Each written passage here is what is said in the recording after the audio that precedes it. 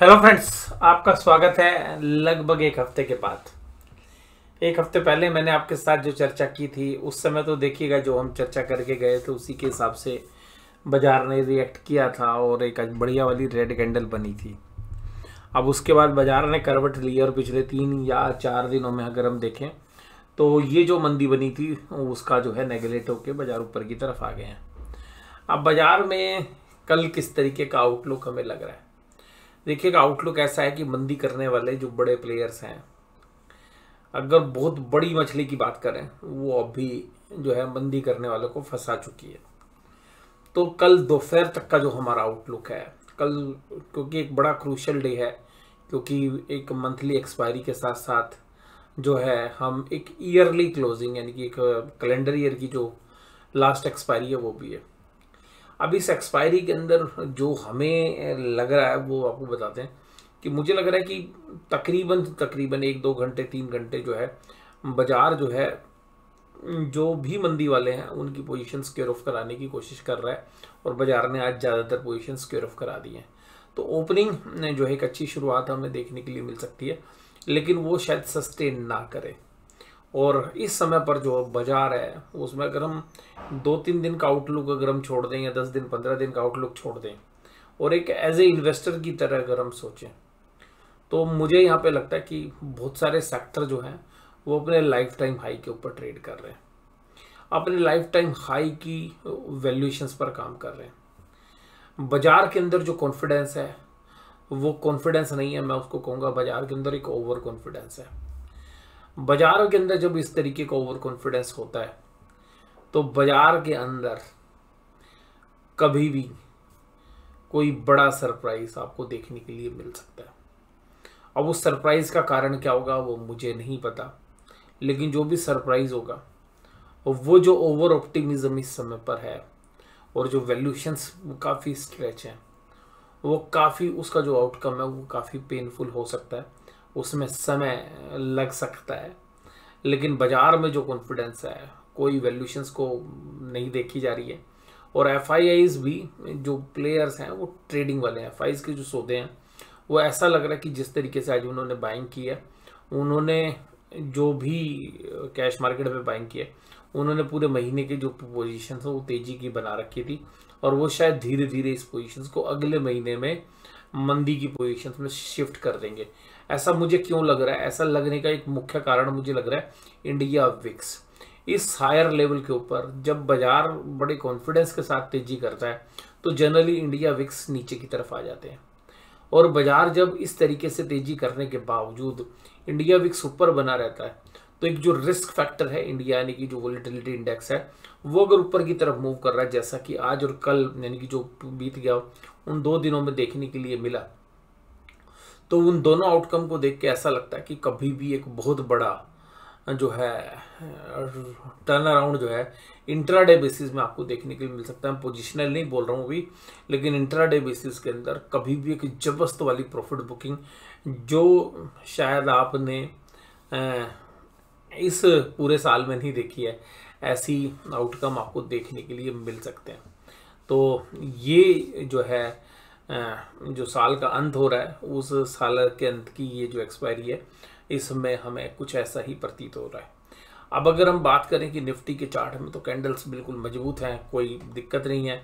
अब जो shares under perform कर रहे थे वो सब अब परफॉर्मेंस करके ऊपर आ गए हैं। चाहे वो इन्फोसिस की बात करिए, देखिएगा इस साल का जो अंडर परफॉर्मर था इन्फोसिस अपने हाई के आसपास आ गया। एचडीएफसी बैंक जो है वो अपने मंथली ईयरली हाई के आसपास आ गया। टाटा मोटर्स तो है ही आई, और टाटा टेक्नोलॉजी के आईपीओ के बाद जो इसमें एक पॉजिटिव रुझान देखने के लिए मिला।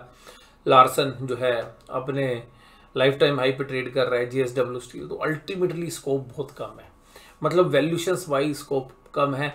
सट्टे के लिए तेजी की जा सकती है with strict stop loss. Adani ports, Adani enterprise, NTPC, ONGC और ब्रिटेनिया, मुझे ये नहीं पता कि क्या खबर आएगी और कब आएगी, बट बहुत ही जल्द आप एक ऐसा फॉल बाजार में देखेंगे जो इस बार जो फॉल होगा वो ज़्यादा पेनफुल इसलिए हो सकता है क्योंकि इस बार ज़्यादातर इन्वेस्टर्स के अपने पैसे तो लगे ही हुए हैं बाजार में, इसके अलावा कर्जे के पैसे भी लगे हुए हैं। इसके अलावा जो पूरा पैसा है वो रिटेल्स का लगा हुआ है, क्योंकि अगर आप डीआईज की बात करें तो डीआईज किसका माल खरीदते हैं? डीआईज में इंश्योरेंस कंपनी, म्यूचुअल फंड्स हैं, सब रिटेलर्स का पैसा बाजार में लगा हुआ है। उसके बाद एफआईआईज जो है ट्रेडर्स हैं, तो उनको पता है कि भाई ट्रेडिंग करो, पैसे बनाओ। तो एफआईआईज को पता था कि भाई मंदी हो नहीं रही, तो तेजी खींच ली उन्होंने। और ये देखिएगा जो ट्रेडर्स हैं ना, ये बड़े स्मार्ट लोग होते हैं। ये क्या करते हैं, अपनी पोजीशंस को वो तेजी दिखे, जब लग रहा है कि भाई मंदी नहीं हो पा रही तो ये तेजी खींचते हैं। और ये तेजी इतनी खींचते हैं जो मतलब फंडामेंटली होनी चाहिए उससे भी ज़्यादा, और फिर ये ऊपर ले जाकर अपना माल छोड़ देते हैं। तो उस समय पर ये अपनी पोजीशंस तो ऑप्शंस के माध्यम से हेज कर लेते हैं, बट रिटेलर्स को बड़ा पेनफुल जो है देखना पड़ता है। और बाजार देखिएगा इस समय पर जो बेशक से हायर लेवल पर है, लेकिन वैल्यूएशंस जो है लगभग मैं ये कहूँ कि लाइफ टाइम हाई के आसपास जो है वैल्यूएशंस ट्रेड कर रहे हैं। और जब भी हमने ऐसा देखा है तो बाजार के अंदर जनरली रिटेल इन्वेस्टर्स को बड़ा पेनफुल जो है मतलब मैं ये कहूँ कि पेनफुल रहा है बाजार में, और एक बहुत बड़ा पेन झेलना पड़ता है बाजार के अंदर। तो यहाँ पर क्या होगा कि लालच इस समय पर अपने उच्च लेवल के ऊपर है। और मुझे वॉरेन बफेट की जो है वो बात भी याद आती है कि जब सब ग्रीडी हो ना तो आप फियरफुल हो जाओ। तो अब जिस तरीके से सब ग्रीडी हैं उस समय पर मुझे लगता है कि फियरफुल रहना चाहिए। हालांकि देखिएगा हम अपने इन्वेस्टमेंट के अंदर ये मानते हैं कि कुछ शेयर्स अभी भी आपको मिल सकते हैं, एक दो शेयर्स जो सेक्टर के हैं वहाँ पर हमारा व्यू रहता है अभी भी जो पॉजिटिव। और हमने अभी अल्फा मेंबर्स की जो वीडियो उसमें पीछे शेयर भी किया है, तो हम हालांकि उसमें भी जो हमारा शेयर है वो डिफेंसिव सेक्टर का ही है। और जिन शेयर्स के साथ हम वैल्यूएशंस वाइज हमें रीजनेबल लग रहे हैं वहाँ पर हम ये कह रहे हैं कि वहाँ बाजार में रुका जा सकता है। लेकिन ओवरऑल मार्केट में आप देखेंगे तो मुझे लगता है 95% शेयर्स से भी ज़्यादा शेयर्स ऐसे हैं जिनके अंदर मुझे लगता है कि प्रॉफिट बुकिंग जो है होगी। और जो स्मार्ट प्लेयर्स हैं वो ऑप्शंस के माध्यम से प्रॉफिट बुकिंग कर लेते हैं, और बड़े प्लेयर्स जब अपनी पोजीशंस को अनवाइंड करेंगे एक्चुअली, तब वो मुझे लग रहा है कि वो अगले महीने के अंदर या उससे अगले महीने में अगले 2 महीने जो है काफ़ी वोलेटाइल जो है रह सकते हैं। हालांकि कल के लिए आउटलुक ऐसा है कि बाजार जब इस तरीके की तेजी कर रहा है तो ट्रेडर्स जो है मंदी वाले वो फंसे हुए, तो उनकी पोजीशंस कल जो है स्क्वेयर ऑफ हो जाएंगी। और कोई भी अगर डाउन साइड का मूव आएगा तो दिन के सेकेंड पार्ट में आएगा। और इसके बाद अगर हम देखें तो जो शेयर्स हैं वो सब तेजी में ही है, मंदी बंदी में कोई ज़्यादा है नहीं। निफ्टी बैंक ने भी आज जो है अपना लाइफ टाइम हाई के ऊपर क्लोज दिया, लाइफ टाइम हाई भी टच किया है। और यहाँ पर भी यही देखने के लिए मिला कि जो पूरे महीने की शॉर्ट पोजीशंस थे जितनी ज़्यादा से ज़्यादा बनी वो सब स्क्वेयर ऑफ हो गई, और नहीं हुई है तो वो सुबह सुबह कल स्क्वेयर ऑफ हो जाएंगी इन लेवल्स के ऊपर भी। और इसके बाद अगर हम बात करें तो बैंक भी सारे तेजी में थे और कोई भी बैंक मंदी में नहीं था। और उसके बाद अगर हम देखें तो आज आरबीआई ने भी एक रिपोर्ट जो है दी है उसका, हालांकि देखिएगा अभी बाजार में क्या, बाजार अभी आंख बंद करके बस दौड़ लगा रहा है। और बस जब आंख बंद कर दौड़ लगाए तो मुझे लगता है कि जब सारे लोग ग्रीडी हो जाएं तो आपको फियरफुल हो जाना चाहिए। तो यहाँ पर मुझे लगता है कि थोड़ा सा अलर्ट रहने की जरूरत है, स्पेशली रिटेल इन्वेस्टर को। मैं आज ट्रेडर्स के एंगल से बात नहीं कर रहा, ट्रेडर्स का तो जो मूव है वो एफआईज ने जो है 5 दिन देखिएगा मंदी करने की कोशिश की, उनको लगा भाई हो ही नहीं रही है, चलो तेजी में बैठ जाते हैं, तो उन्होंने कल ऑप्शंस बाय करके जो है तेजी बैठा ली। अब ये लगता है मुझे यहाँ पे एक ऊपरी लेवल पर बहुत ही क्रूशियल लेवल्स हैं यहाँ पर, कभी भी आपको एकदम अचानक विदाउट एनी रीजन तो बाद में आएगा, कभी भी सेलिंग स्टार्ट हो सकती है। और वो जो सेलिंग होगी अब क्या खाली इंडेक्स में नहीं होगी, वो स्मॉल कैप में भी आएगी, मिड कैप में भी आएगी, लार्ज कैप में भी आएगी। और अगर वो सेलिंग शुरू हो गई तो वो 3 या 4-5 दिन जितने भी दिन चलेगी वो बड़ी पेनफुल होगी। उसकी शुरुआत हो सकती है कि आपको कल से भी देखने के लिए मिल जाए, या मुझे लगता है कि मिड ऑफ जनवरी जो है शायद उसका एक अप्रोप्रिएट टाइम हो सकता है। तो यहाँ पर बड़े प्लेयर्स अपनी जो पोजीशंस बनाते हैं तो पहले बाजार खड़ा रहता है न्यूट्रल ऊपर की तरफ, और फिर अचानक एक दिन कोई ऐसी खबर आती है कि बाजार टूट चुका होता है पहले, उसके बाद खबर आती है कि किस वजह से बाजार टूट रहा है। तो मुझे यहाँ तक लगता है कि जो नेक्स्ट ईयर है हम नेक्स्ट ईयर की तरफ भी बढ़ रहे हैं, तो इस ईयर के अंदर तो देखिएगा बहुत फ्रूटफुल जो है रिजल्ट्स रहे हैं ज़्यादातर जो इन्वेस्टर्स हैं उनके लिए। बट मेरा कोशिश व्यू जो है यहाँ पे बाजार के अंदर, मैं ये नहीं कह रहा कि बाजार को छोड़ के चले जाइए, बट बाजार में यहाँ पे अलर्ट रहने की ज़रूरत बहुत ज़्यादा है। स्टॉक फ्यूचर्स में भी आज जो है बाइंग थी, तो यहाँ पर ऑप्शन चेन की जो डेटा है, पुट कॉल रेशियोज जो हैं वो ऊपर की तरफ जो है आप ये देखेंगे कि 1.4 के आसपास बनी हुई है। ये एक ओवरबॉट जोन की तरफ इंडिकेट कर रही है। बैंक निफ्टी में भी ओवरबॉट सिचुएशन है। डाउ जोन्स इंडस्ट्रियल एवरेज अपने लाइफ टाइम हाई के आसपास 52 वीक हाई पर ट्रेड कर रहा है। और यहाँ पर भी अगर हम बात करें तो ब्रेंट क्रूड $80 पर ये राहत दे रहा है। आज कॉल ऑप्शंस के अंदर अगर हम बात करें सारी अनवाइंडिंग हो गई है। इसको देख के ये लगता है कि जितने मंदी वाले थे वो सब आज अब बैकफुट पे थे, अब सब जो है तेजी करने के लिए बैठ गए। तो मुझे लगता है कि बाजार ये जो 21,600 21,500 पे जो पुट बिकी हुई हैं, यहाँ पर ये मजबूत खिलाड़ी जो हैं खड़े हैं। लेकिन इसके साथ साथ ये भी ध्यान रखना चाहिए कि जो ऑप्शंस जो लास्ट वाले दिन में ट्रेड होती हैं, इसमें बहुत सारे रिटेल ट्रेडर्स भी होते हैं। तो मुझे ऐसा लगता है कि अगर कोई भी अगर एक बार डाउनफॉल हुआ तो पुट राइटर्स बहुत बुरी तरीके से फंस सकते हैं। और कॉल खरीदने वालों को मुझे लगता है नहीं कि पैसे बनेंगे। तो मेरे लिए कल का जो बाजार है वो न्यूट्रल है, बट सेकेंड हाफ में हम एक डाउनफॉल देख सकते हैं। और जो भी डाउनफॉल होएगा, कल तो हो इतना वो नहीं, लेकिन अगला जो महीना है और अगले जो 2 महीने हैं वो हमारा बड़ा जबरदस्त कोशिश व्यू जो है रहने वाला है। और रीज़न हमें दिख रहा है क्योंकि जब सीधी सी बात है, जब सब इतने लालची हो जाएं तो भाई डर होना लाजिमी है। तो बाजार में जिस तरीके का लालच बढ़ गया है, बाजार में जिस तरीके का ओवर कॉन्फिडेंस है और कोई वैल्यूएशंस की बात नहीं कर रहा है, सबको भैया इंट्राडे में रोज माल खरीदना, रोज पैसे बनाने, तो ऐसा बाजार जो है बड़ा पेनफुल जो है आउटकम जो होता है वो रह सकता है। जितनी भी कॉल राइटिंग थी बैंक निफ्टी में, जितने भी मंदी वाले थे वो सब ट्रैप हो गए। तो देखिए आज सारी कॉल अनवाइंडिंग होगी और ये बड़े प्लेयर्स जो ट्रेडर्स हैं वो इसी तरीके का मूव करते हैं। तो मुझे लगता है कि भाई बाजार कभी भी किसी भी समय पर जो है रिस्क पे आ सकता है। और बाजार के अंदर इन वैल्यूएशंस पर चाहे ट्रेडर्स भी हैं तो तेजी का देखिएगा माहौल तो है, लेकिन तेजी का माहौल में एक बात ध्यान रखनी पड़ेगी, जो तेजी बिना स्टॉप लॉस के कर गया, ठीक है, बाजार उसको बहुत ही पेनफुल जो है रिजल्ट आने वाले समय में दे सकता है। और बात ये होती है कि बाजार में इतना कॉन्फिडेंस है कि लोग आज अपने पैसे से नहीं खेल रहे हैं।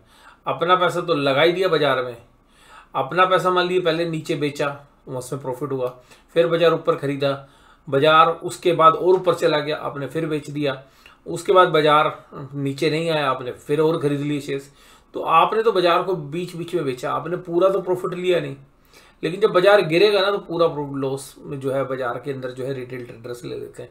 तो मुझे ये लग रहा है कि जो ओवर ऑप्टिमिज्म है कि मान लीजिए आपने 2 बार या 3 बार पैसे बनाए, उससे इतना कॉन्फिडेंस हो गया, मान लीजिएगा आपके पास 100 रुपए हैं तो आपने 50 रुपए कर्जा लेके भी बाजार में लगा दिए। और मुझे ये लगता है कि बाजार में इस समय पर जो लीवरेज पोजिशंस हैं, जो मार्जिन पे है, जो लोन्स अगेंस्ट सिक्योरिटीज हैं या अन्य प्रकार के जो लीवरेजेस हैं चाहे फ्यूचर्स एंड ऑप्शंस में, और वो जब इस तरीके की ग्रीड बड़ी होती है ना तो बहुत बड़ा जो है रिस्क बाजार में रहता है। हालांकि बाजार में आज कोई भी टेक्निकल से ऐसा नहीं दिख रहा है हमें कि जो आपको मंदी का संकेत करे। तो जो भी संकेत हैं वो सब तेजी के हैं।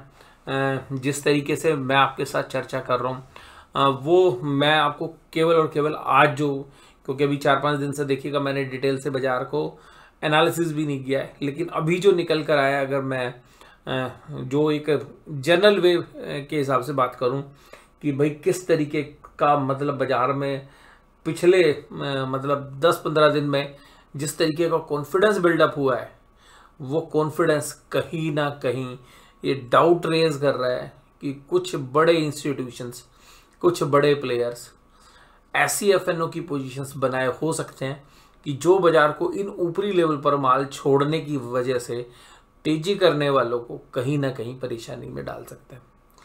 अब आपके मन का दूसरा सवाल जो आप मुझसे करना चाह रहे थे उसका भी मैं जवाब दे देता हूं आपको कि सर आप 7 दिन से कहाँ गायब थे। तो देखिएगा मैं अभी जो है कुल मिलाकर कुछ धार्मिक स्थानों पर और कुछ घूमने फिरने की जो एक्टिविटीज़ थी उनके अंदर राजस्थान के विजिट पे था। तो मैं राजस्थान के अंदर ही जो है खाटू श्याम जी वहाँ पर दर्शन किए, उसके बाद पुष्कर जी जो वहाँ पर ब्रह्मा जी का मंदिर है तो 2 दिन वहाँ पर बिताए। उसके बाद जो है नाथ द्वारा जो है ये जगह भी राजस्थान के अंदर है, श्रीनाथ जी का जो है बहुत ही भव्य मंदिर है और वहाँ पे काफ़ी मान्यता भी है। तो वहाँ पर 1 दिन का समय जो है हमने वहाँ पे व्यतीत किया। उसके बाद जो है उदयपुर जो है, हालांकि काफ़ी भीड़ थी उदयपुर के अंदर, तो फिर उदयपुर जो है हम 3 दिन रहे। तो 3 दिन उदयपुर के अंदर और उसके बाद एक दिन जो है राजस्थान के जयपुर, जो राजस्थान की राजधानी भी है, तो एक दिन जयपुर में। और आज जो है मैं वापसी, अभी मैंने कुछ समय पहले ही मैं घर पे लौटा हूँ, तो आज आपके साथ जो है चर्चा कर रहा हूँ। तो आज जो है मतलब बाज़ार में जिस तरीके की हवा है, तो मैं भी ये कहूँगा कि जयपुर का आज हवा महल के दर्शन भी हमने किए और बाज़ार में भी उसी तरीके की हवा बनी हुई है। तो जो बाज़ार में हवा बनी हुई है वो फंडामेंटल से ज़्यादा हमें लग रही है। तो हवा महल के अंदर जब मैं आज जिस समय था, बाज़ार नई ऊंचाइयाँ छू रहा था, जिस समय पर मैं हवा महल में था, तो मैं यही बात मेरे जहन में आ रही थी कि भाई बाज़ार में भी हवा बनी हुई है तेज़ी की, और मैं इस समय पर हवा महल में भी हूँ। तो आप सब लोग काफ़ी चिंतित भी थे, कुछ लोग, कि सर कोई दिक्कत तो नहीं हो गई है, वीडियो नहीं आ रही। लेकिन मैंने लास्ट वीडियो में आपको बताया था कि शायद वीडियो नहीं आ पाएंगी, मैं कोशिश करूंगा, बट जिस तरीके की व्यस्तता थी मैं आपके साथ जो है वीडियो शेयर नहीं कर पाया। और सबसे खास बात है कि उदयपुर के अंदर जो है बहुत प्यार मिला, कुछ हमारे जो यूट्यूब के जानने वाले हैं उनसे भी, और एक मेरे मित्र हैं जो चार्टर्ड अकाउंटेंट है, उन्होंने देखिएगा मतलब पूरा इंतज़ाम वहाँ करने में हमारी पूरी हेल्प की और पूरा जो है सहयोग भी दिया। तो वो पेशे से भी चार्टर्ड अकाउंटेंट है, तो वो अपने मित्र भी हैं, तो वहाँ पर भी जो है काफ़ी अच्छा समय हमारा बीता। और कुल मिला के 8 दिन के इस पूरे घटनाक्रम के अंदर यात्रा में काफ़ी जो है राजस्थान में बहुत अच्छा हमें मतलब खाने पीने की, ठहरने की, और जो लोग थे वो काफ़ी अच्छे थे। तो बहुत अच्छा जो है आनंद आया और ट्रैवलिंग भी अच्छी रही। और इस कामना के साथ कि अगर आप भी कहीं पर घूमने का प्रोग्राम बना रहे हैं तो सर्दियों के अंदर राजस्थान के अंदर इन जगह पर, इसके अलावा भी और बहुत जगह हैं जहां पर हम जाने की कोशिश करेंगे जो इस बार नहीं जा पाए। तो वीडियो में बस केवल इतना ही। वीडियो में जुड़े रहने के लिए आपका बहुत बहुत धन्यवाद। Thank you very much.